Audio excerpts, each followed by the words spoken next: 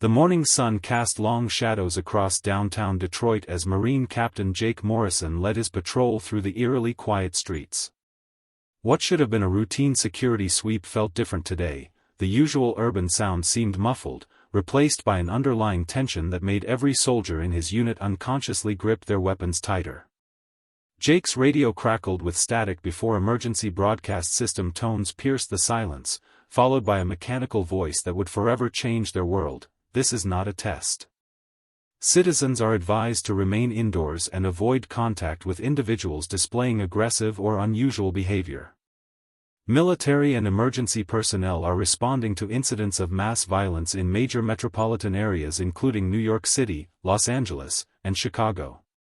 Staff Sergeant Tommy Bradley, Jake's longtime friend and the unit's designated marksman, exchanged glances with the captain. Mass violence? In multiple cities simultaneously? Tommy muttered, adjusting the scope on his rifle as they approached the intersection of Michigan Avenue and Cass. The streets that normally bustled with morning commuters and delivery trucks stood empty except for scattered abandoned vehicles, their doors left open as if their occupants had fled in panic. Jake motioned for his 8-man team to take defensive positions as more emergency broadcasts flooded their communications equipment. Reports were fragmentary but consistent, attacks by individuals who seemed impervious to pain, displaying supernatural strength and an insatiable hunger for violence. The first scream shattered the morning calm like glass breaking against concrete. It came from the direction of Hart Plaza, high-pitched and filled with terror that no trained soldier could mistake for anything other than mortal fear. Jake's team moved with practiced efficiency toward the sound, their boots echoing off empty storefronts and abandoned cars. What they discovered in the plaza would haunt their dreams for the rest of their lives, if they lived long enough to have dreams. A woman in a blood-soaked business suit was crouched over a fallen jogger, her movements jerky and unnatural as she tore at the victim's throat with her bare teeth. Her eyes had rolled back, showing only the whites, and a low guttural growling emanated from her chest. "Ma'am, step away from the victim." Jake shouted, his M4 carbine trained on the attacker. The woman's head snapped toward them with mechanical precision, her jaw still working as blood and tissue fell from her mouth. When she stood, Jake noticed the bullet holes in her chest, at least 3 entry wounds that should have dropped her instantly. Instead, she lurched toward them with arms outstretched, her fingernails elongated into claw-like extensions. Tommy's rifle cracked once, the bullet striking center mass, but the woman barely staggered. It wasn't until Corporal Lisa Parker put 2 rounds directly into the attacker's skull that she finally collapsed, dark blood pooling around her head. "What the hell was that?" whispered Private David Kim, the unit's communications specialist, his voice barely audible over the growing chorus of screams echoing from deeper in the city. Before Jake could respond, his radio exploded with frantic reports from units across Detroit. Similar attacks were being reported at the Renaissance Center, Eastern Market, and Comerica Park. The victims of these attacks weren't staying down, they were getting back up and joining their attackers in seeking out new prey. The impossible was happening, and every military protocol Jake had learned in 15 years of service was useless against enemies that defied the laws of life and death. Dr. Emily Watson's voice cut through the chaos on the emergency frequency, broadcasting from Henry Ford Hospital. "This is Dr. Watson at Henry Ford Emergency. We have multiple casualties displaying symptoms consistent with an unknown pathogenic infection.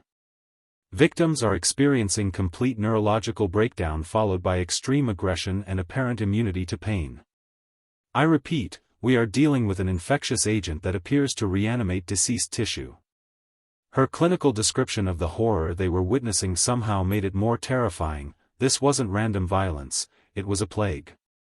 Jake's team retreated to higher ground, establishing a temporary observation post on the roof of a parking garage. From their elevated position, they could see the infection spreading like ripples in a pond. Individuals would be attacked, fall, then rise minutes later to join the growing mass of infected hunting through the streets. The zombies, Jake's mind finally accepted the word his training had never prepared him to use in a real situation, moved with purpose, drawn by sound and movement. When a car alarm went off 6 blocks away, dozens of them shambled toward it with single-minded determination. "Captain, we're receiving orders from command," David announced, his hands shaking as he operated the radio equipment. "All units are to establish safe zones and begin civilian evacuation procedures. The governor has declared martial law, and the president is expected to address the nation within the hour." The weight of those words settled over the team like a lead blanket. This wasn't a localized incident or a terrorist attack. This was a national emergency that threatened the very fabric of civilization. As Jake watched a group of survivors flee from the Marriott Hotel only to be cornered by a pack of zombies in the street below, he made the decision that would define the rest of his life. "We're not abandoning these people," he announced to his team. "Tommy, Lisa, you're with me. David, get on the horn and find us a defensible location with good sight lines. We're going to save every civilian we can." The zombie apocalypse had begun, but Jake Morrison and his Marines weren't going down without a fight. In the distance, smoke rose from burning buildings as the sound of gunfire echoed across the Motor City, marking the first day of humanity's greatest battle for survival. 3 weeks had passed since the world changed forever, and Firebase Alpha stood as a testament to human resilience against impossible odds. The abandoned aircraft hangar on the outskirts of Detroit had been transformed into a fortress, its massive steel doors welded shut except for 2 heavily guarded entrances that Jake's team had reinforced with salvaged materials. Inside the cavernous space, 200 survivors had created a miniature civilization complete with sleeping quarters made from cargo containers, a medical bay staffed by Dr. Emily Watson, and a command center where Marcus Rodriguez, a former Detroit police chief, coordinated security patrols with military precision. The morning briefing in Jake's makeshift office revealed the grim reality of their situation. "Supply runs are getting more dangerous every day," reported Sergeant Lisa Parker, her demolitions expertise now focused on creating defensive barriers and explosive traps around their perimeter. "The zombie herds are growing larger, and they're not just wandering randomly anymore. Yesterday's team observed a group of at least 50 moving in formation toward the sound of our generators." Her words carried the weight of experience earned through countless life-or-death encounters beyond the safety of their walls. Dr. Watson looked up from her microscope, her once pristine lab coat now stained with chemicals and exhaustion. "My research confirms what we've all suspected," she announced, adjusting her glasses as she addressed the group gathered around maps and supply inventories. "The pathogen isn't natural. The cellular structure shows clear signs of genetic manipulation, and the infection vectors are too efficient to be accidental. This was designed as a bioweapon, likely military in origin, but something went catastrophically wrong during containment." The implications of her discovery hung heavy in the recycled air of their underground sanctuary.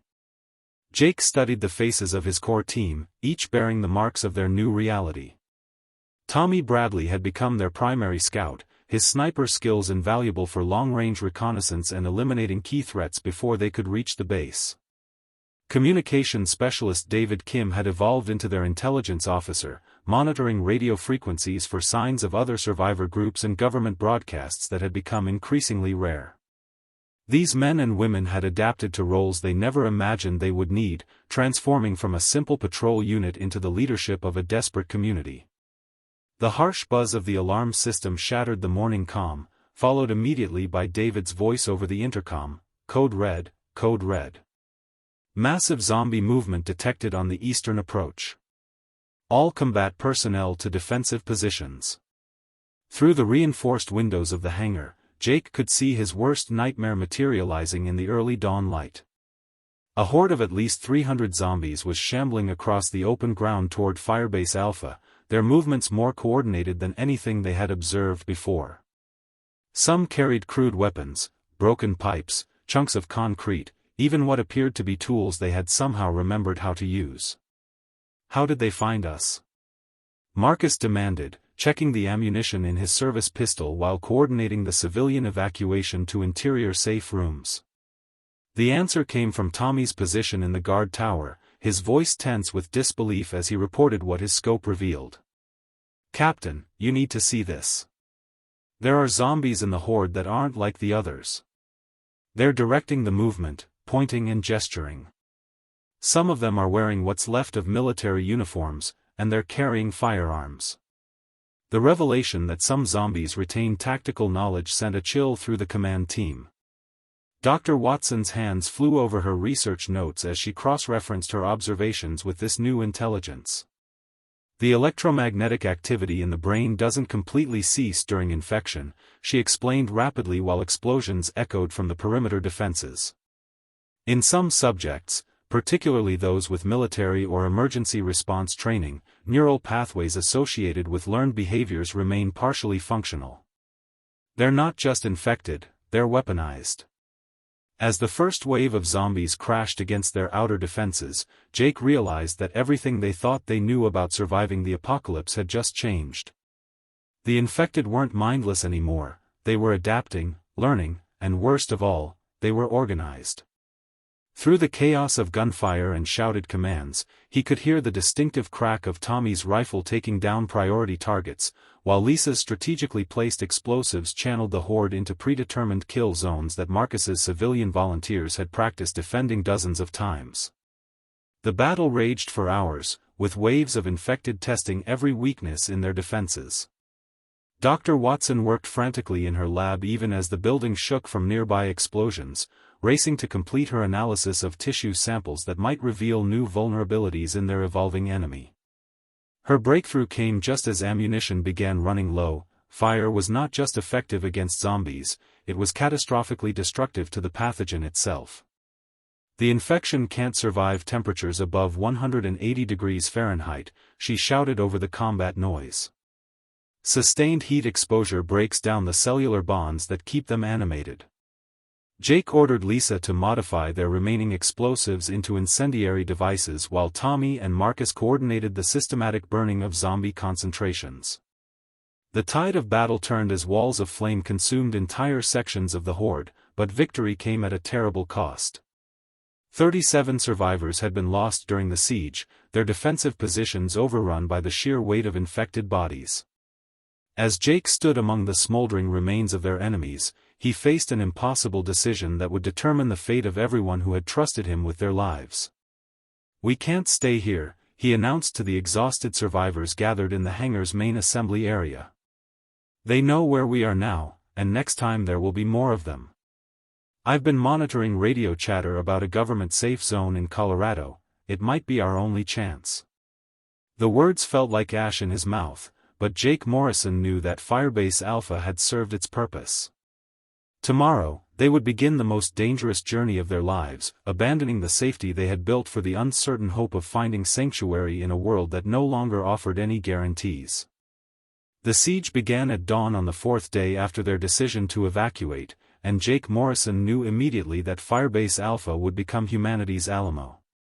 Through the reinforced observation windows, an ocean of infected stretched beyond the horizon, thousands upon thousands of zombies converging on their position like a grotesque tide of rotting flesh and gnashing teeth. The coordinated attack that Dr. Emily Watson had feared was no longer theory, it was a nightmare made manifest as military zombies positioned themselves at key points around the perimeter, directing waves of infected with gestures and guttural commands that retained the echo of tactical training. 72 hours, Jake announced over the intercom system that David Kim had jury-rigged throughout the hangar complex. "That's how long we need to hold this position while the evacuation convoy is prepared. Every vehicle needs to be armored, every fuel tank topped off, and every piece of essential equipment secured for transport." His voice carried across the makeshift community where civilians were already implementing evacuation procedures they had drilled but never hoped to use. The reality of their situation was written in the faces of parents clutching children, elderly survivors accepting weapons they had never imagined they would need to fire, and teenagers who had aged decades in the weeks since civilization collapsed. Marcus Rodriguez had transformed the hangar's interior into a series of defensive zones, each designed to fall back to the next in a fighting retreat that would buy precious time for the evacuation preparations. Former police officers, military veterans, and ordinary citizens who had discovered reserves of courage they never knew existed took positions behind makeshift barricades constructed from everything the industrial complex could provide. "Remember," Marcus shouted over the growing din of zombie moans and scraping feet, "aimed shots only. Every bullet counts, and headshots are the only shots that matter." The first wave struck like a battering ram against their outer defenses. Tommy Bradley's voice crackled over the radio from his elevated position in the facility's control tower, providing real-time intelligence that proved invaluable in the opening moments of what would become a legendary battle. "I count at least 15 military zombies directing movement patterns. They're using the regular infected as cannon fodder while positioning themselves for coordinated assaults on our weak points." His sniper rifle spoke with methodical precision, each shot eliminating key zombie leaders whose destruction caused temporary confusion in the ranks of their infected followers. Dr. Watson had barely slept during the preparation phase, working frantically in her mobile laboratory to understand the tactical intelligence displayed by the evolved zombies. Her breakthrough came as explosions rocked the building and automatic weapons fire echoed through the hangar like deadly thunder. "The pathogen preserves muscle memory," she announced over the communication system while mixing chemical compounds with hands steady despite the chaos surrounding her. "Military training, police procedures, even basic problem-solving skills remain accessible to infected individuals whose neural pathways were already well established before infection." Lisa Parker's demolitions expertise became the turning point of the siege as she implemented a strategy that would later be studied by military tacticians worldwide. Using the industrial facility's infrastructure, she created a series of controlled explosions that channeled zombie hordes into predetermined kill zones where concentrated firepower could eliminate maximum numbers of infected with minimum ammunition expenditure.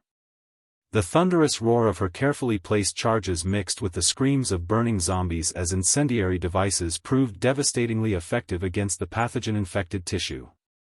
On the second day of the siege, civilian volunteers proved that heroism wasn't limited to trained soldiers and experienced police officers. Amanda Foster, an elementary school teacher who had joined their group during an earlier rescue mission, organized teenagers into ammunition runners who kept defensive positions supplied under heavy fire. Elderly survivors like retired mechanic Robert Mitchell used their technical knowledge to maintain weapons and equipment that meant the difference between life and death. Even children contributed by operating communication equipment and maintaining the medical station where Dr. Watson treated wounded defenders between her research sessions. The tide of battle shifted dramatically when Tommy's expert marksmanship identified and eliminated a zombie that appeared to be commanding the entire assault. The creature had been wearing the tattered remains of a colonel's uniform, and its destruction caused a cascade failure in the zombie coordination that Jake's team exploited ruthlessly. "Target the leaders," he broadcast to all defensive positions. "Take out anything that looks like it's giving orders, and the rest will lose coordination." The strategy worked with devastating effectiveness as organized zombie assaults dissolved into confused wandering that made them easy targets for the increasingly confident defenders. By the final day of the siege, Firebase Alpha had become a symbol of human resistance that would inspire survivor communities across the continent. The hangar walls were blackened with smoke and pockmarked with bullet holes, but they still stood strong against the diminishing waves of infected attackers. Dr. Watson's research had yielded practical applications as defenders used improvised flamethrowers and incendiary devices to create walls of fire that the zombies could not cross. The pathogen's vulnerability to sustained heat had become their greatest weapon against an enemy that had seemed invincible just days before. Victory came at a terrible price that Jake would carry with him for the rest of his life. 30 survivors had made the ultimate sacrifice defending their community, their names etched into a memorial wall that Marcus had created in the hangar's main assembly area. Their ammunition stores were nearly depleted, fuel reserves critically low, and the surrounding area had become a wasteland of ash and zombie remains that would take decades to recover.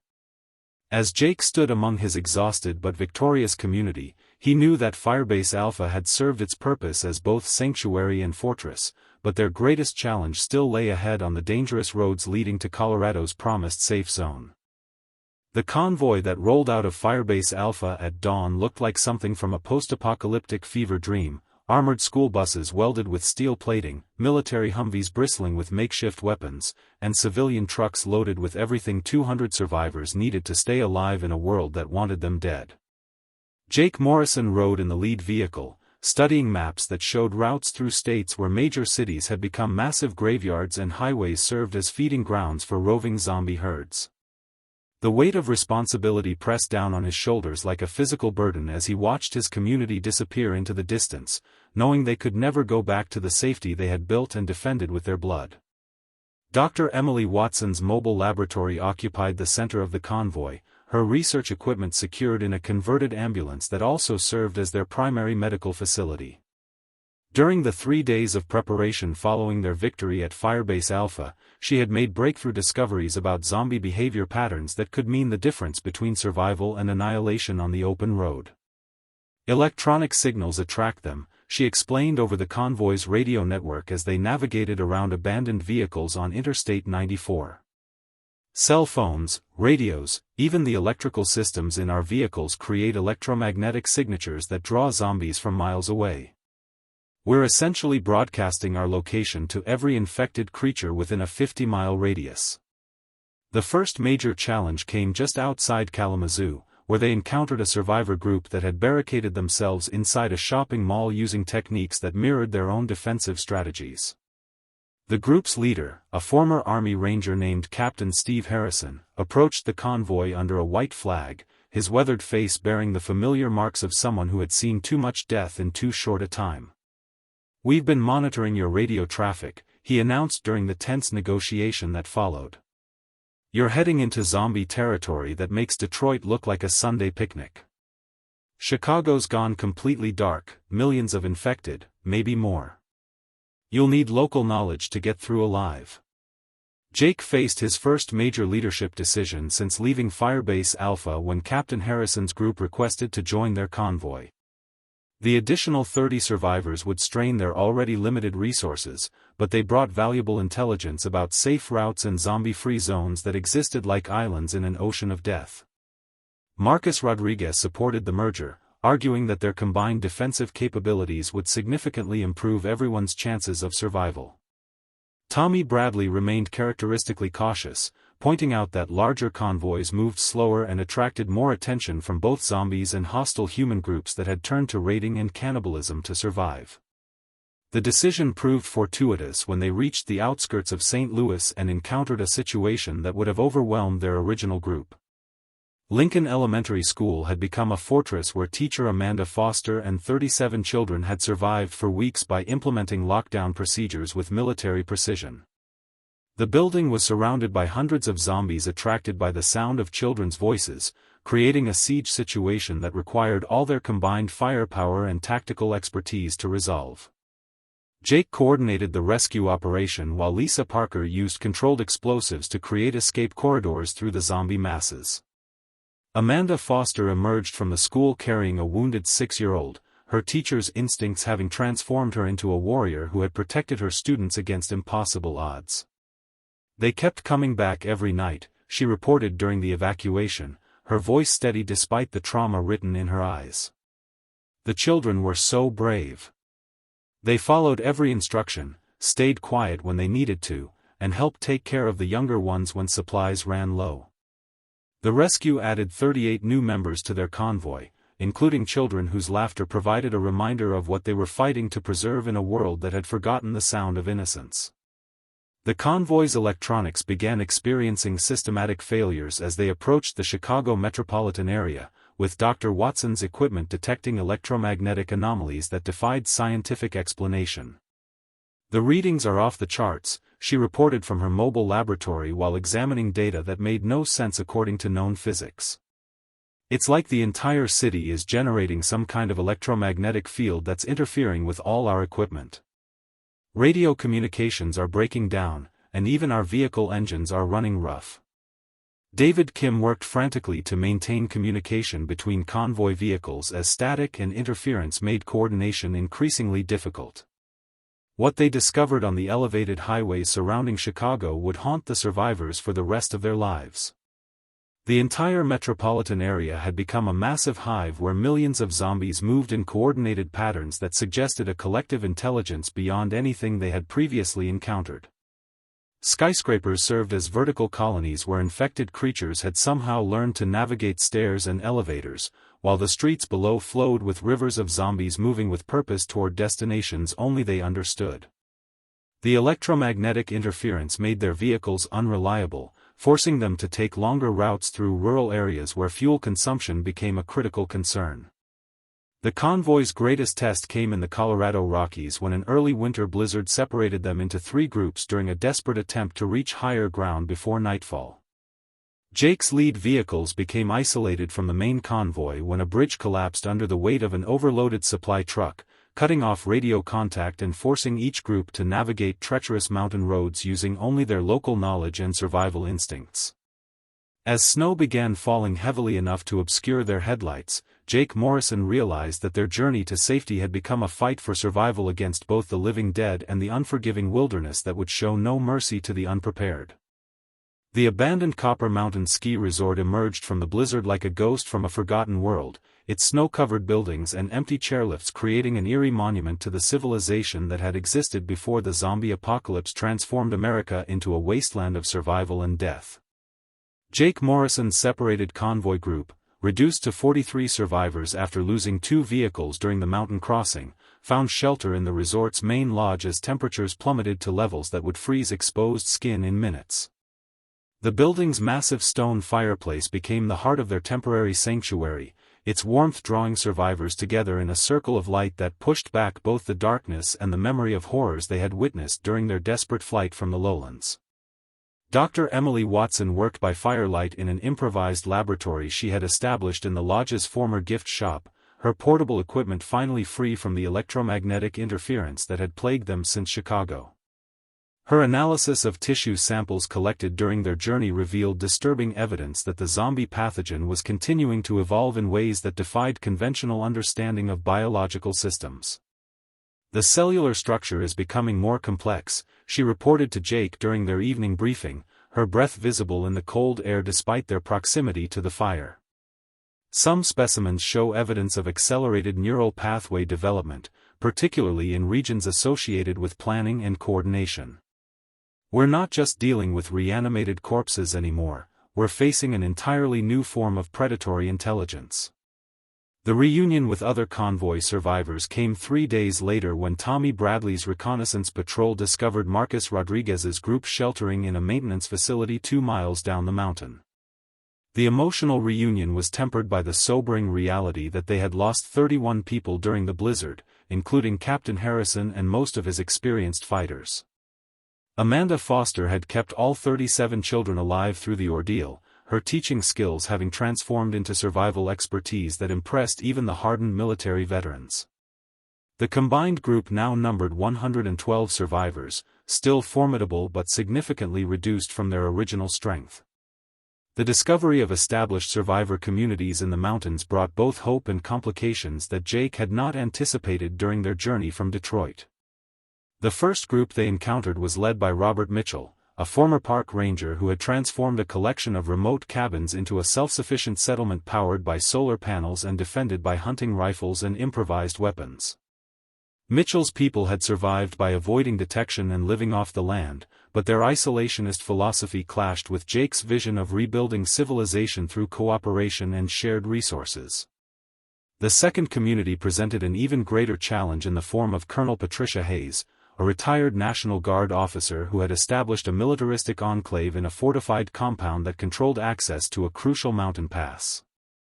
Hayes viewed Jake's group as potential assets to be absorbed into her command structure rather than allies to be negotiated with as equals. "Your people have proven themselves in combat," she declared during their first meeting in her heavily guarded headquarters. "But this isn't Detroit, and civilian leadership doesn't work in an environment where military discipline means the difference between life and death. Join us, accept my command authority, and your people will have the protection they need to survive the winter." The political maneuvering required to navigate between these competing factions tested Jake's leadership skills in ways that pure combat never had. Robert Mitchell's group possessed crucial knowledge about mountain survival techniques and local geography, but their reluctance to share resources or coordinate defensive efforts made them unreliable allies. Colonel Hayes commanded superior firepower and defensive positions, but her authoritarian approach threatened the democratic principles that had held Jake's community together since Firebase Alpha. The delicate balance between cooperation and independence would determine whether they could find the rumored government facility or fracture into competing groups that would fall prey to the growing zombie threat. Tommy Bradley's scouting reports revealed the true scope of the danger they faced in the mountains during a reconnaissance mission that nearly cost him his life. "The valleys are full of them," he reported after escaping from a zombie horde that had somehow learned to navigate treacherous mountain terrain. "Thousands of infected moving in coordinated columns, all heading in the same direction like they're responding to some kind of signal we can't detect. Whatever's drawing them is somewhere higher up in the mountains, and if we don't find it first, we're going to be trapped between zombie armies and winter weather that will kill us just as dead." Dr. Watson's research took on urgent importance as her analysis of the electromagnetic readings detected a powerful signal emanating from somewhere deeper in the Rocky Mountains. "The source appears to be artificial," she explained during an emergency meeting of all 3 survivor groups, her scientific objectivity cutting through the political tensions that had divided them. "The frequency patterns suggest advanced technology, possibly military in origin. If this signal is what's attracting zombie movements across the entire region, then finding and understanding it could be the key to human survival."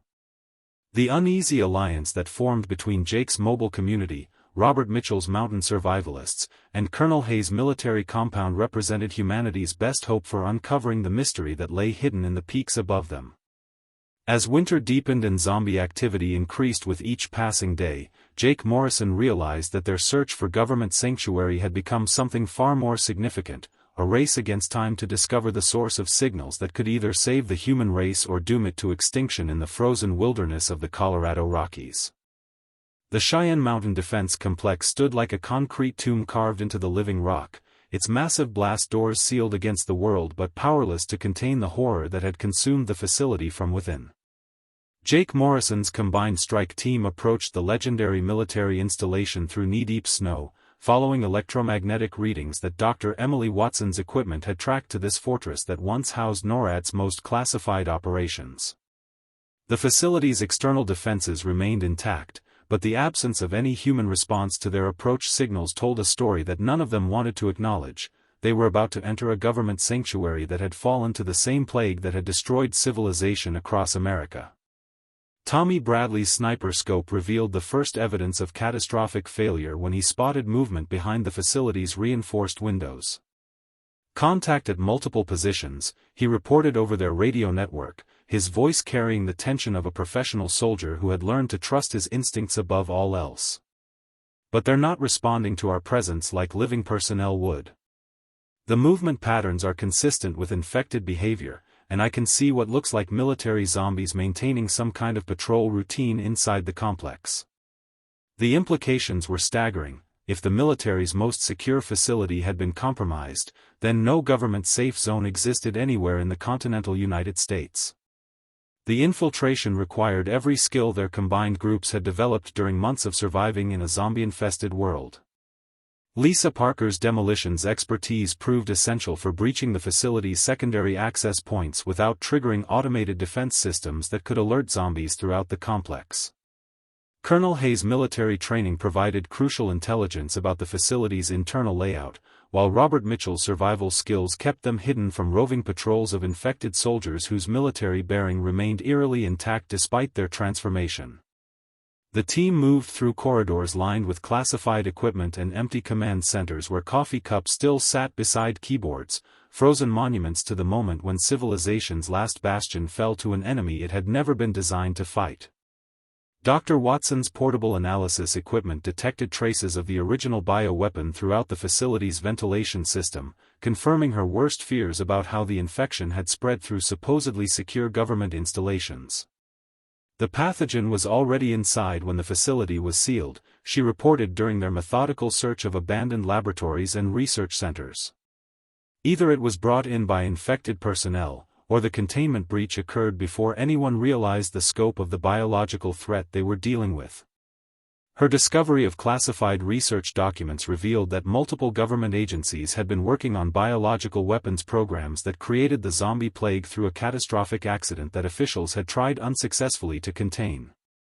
The facility's artificial intelligence system remained operational despite the human catastrophe that had consumed its operators, providing access to classified intelligence that transformed their understanding of the global situation. The AI's clinical reports revealed that the zombie outbreak had spread to every continent, with major population centers falling within weeks of the initial infection wave.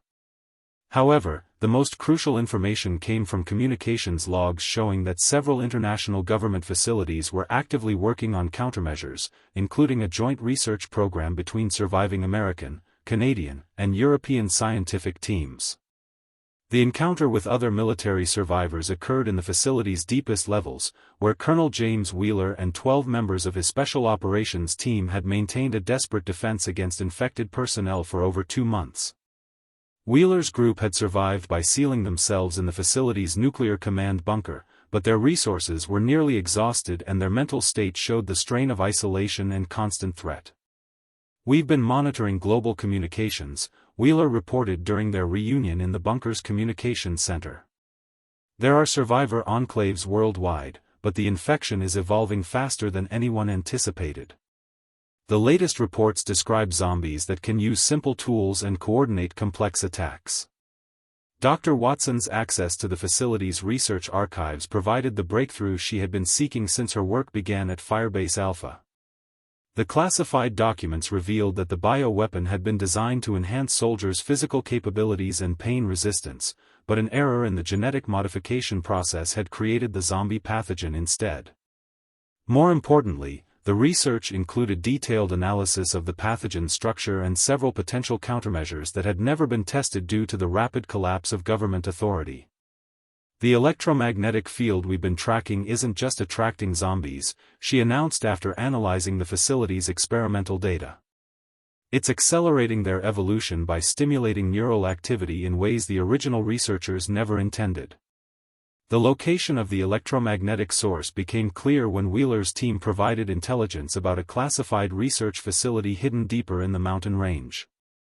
The installation had been conducting experiments with electromagnetic field manipulation as a method of controlling zombie behavior, but something had gone catastrophically wrong with their research program.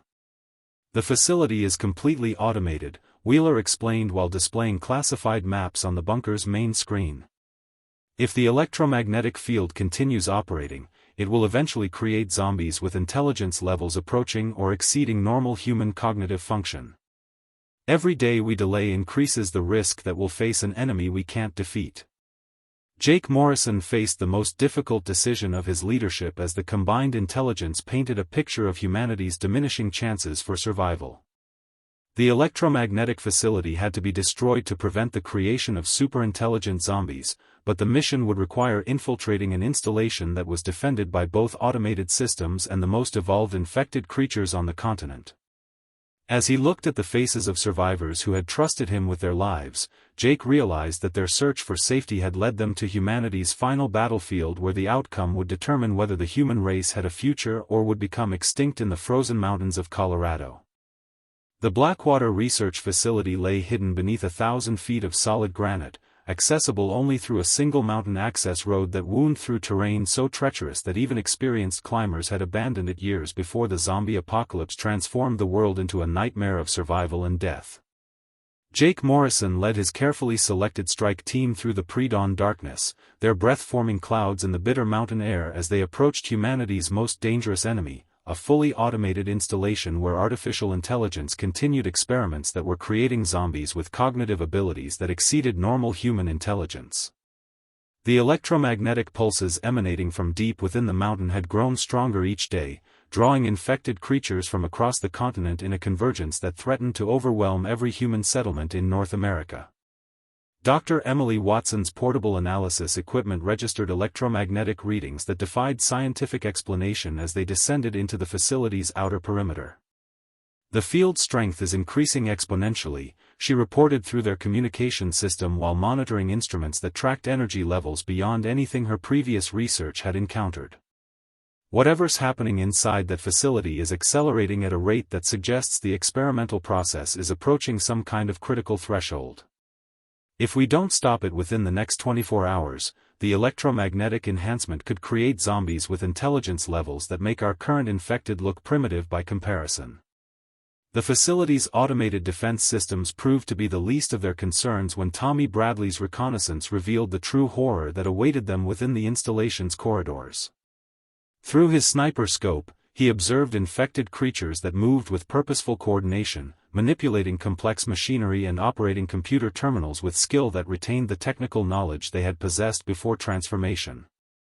"These aren't regular zombies," he reported with professional calm that masked his underlying terror. "I'm watching infected scientists who are still conducting research, using laboratory equipment and following experimental protocols. They're not just enhanced, they're still thinking." The strike team's infiltration revealed an underground complex where the boundaries between life and death, human and monster, had become meaningless distinctions in the face of scientific experimentation gone catastrophically wrong. Lisa Parker's demolitions expertise proved essential for navigating corridors defended by both automated weapon systems and zombified security personnel who retained enough tactical knowledge to coordinate defensive positions and flanking maneuvers. The facility's original research team had been attempting to use electromagnetic fields to control zombie behavior, but their experiments had instead accelerated the pathogen's evolution in ways that created creatures capable of abstract reasoning and complex problem-solving. Colonel Patricia Hayes led the assault team deeper into the facility while Jake coordinated the mission from a mobile command post established in the installation's upper levels.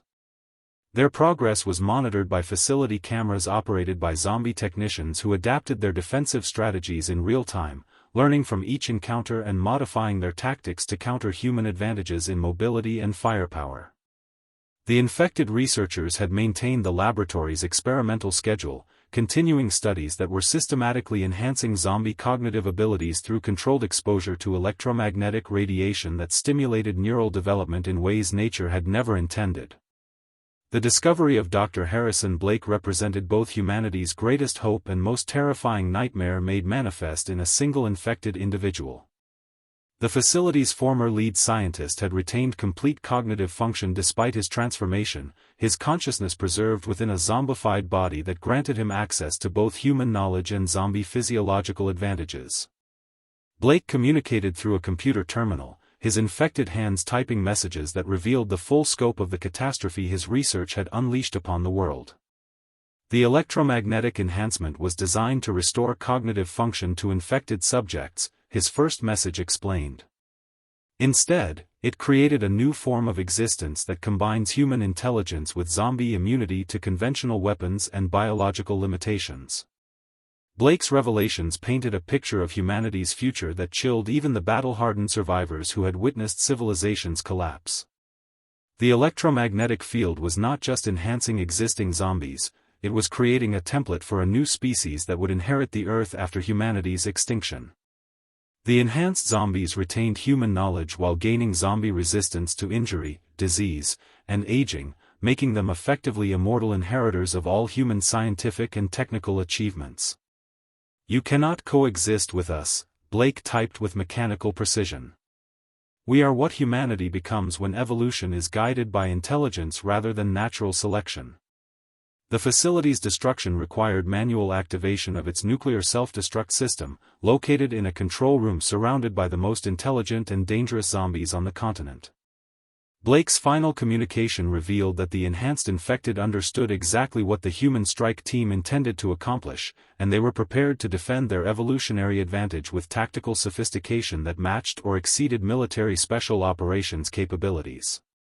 "One of you must reach the core control room and initiate the destruction sequence manually," Blake explained.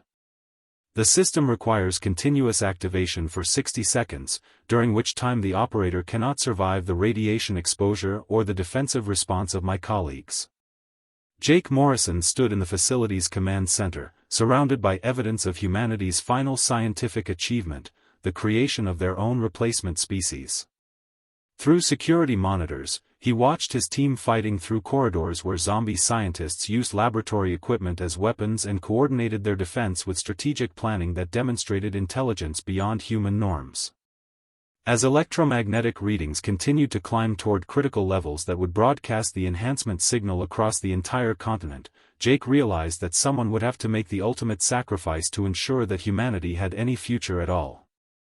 The choice between certain death and species extinction was no choice at all, but making it would require courage that went beyond anything his military training had ever prepared him to face.